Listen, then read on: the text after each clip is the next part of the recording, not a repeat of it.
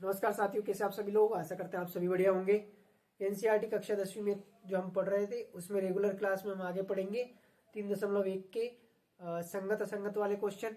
यदि संगत है तो उसे ग्राफी विधि से हल करना है और असंगत है तो उसको वहीं पर छोड़ना है। तो चलिए स्टार्ट करते हैं इस वीडियो में। और हमारे कंटेंट के लिए हमारे चैनल को लाइक, शेयर एंड सब्सक्राइब करें और जल्दी से जल्दी हमारे 1 के सब्सक्राइबर कंप्लीट करें। Thank you. चलिए स्टार्ट करते हैं। x माइनस वाई बराबर 8, 3x माइनस 3y बराबर 16। ये समीकरण हमें दे रखे, तो मैं मान लेता हूँ इसको समीकरण नंबर 1 और इसको मान लेता हूँ मैं समीकरण नंबर 2। समीकरण 1 व 2 की तुलना, समीकरण 1 व 2 की तुलना, समीकरण 1 व 2 की तुलना रेखिक समीकरण युग्म से करने पर, और रेखिक समीकरण युग्म क्या है हमारे पास वो हम लिख देते हैं।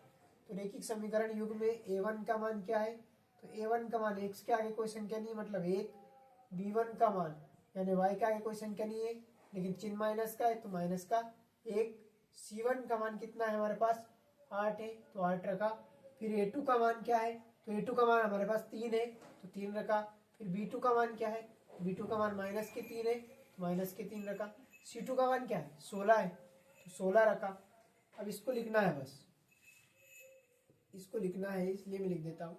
जैसे a1 बटे a2 यानी 1 बटे 3 बराबर किसके b1 बटे b2 यानी माइनस 1 बटे माइनस के 3 बराबर किसके c1 बटे c2 यानी 8 बटे 16 के।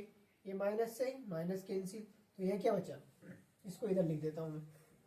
ये बचा 1 बटे 3 बराबर है किसके 1 बटे 3 के, और ये किसके बराबर 8 बटे 16। लेकिन देखिए यहाँ पर ये दोनों संख्या आपस में बराबर है और 8 बटे 16 इन दोनों के बराबर नहीं है, तो नोट इक्वल क्या लगेगा यहाँ पर, इसलिए किससे मैच होगा, तो ये मैच होगा a1 बटे a2 बराबर b1 बटे b2 note is equal c1 बटे c2।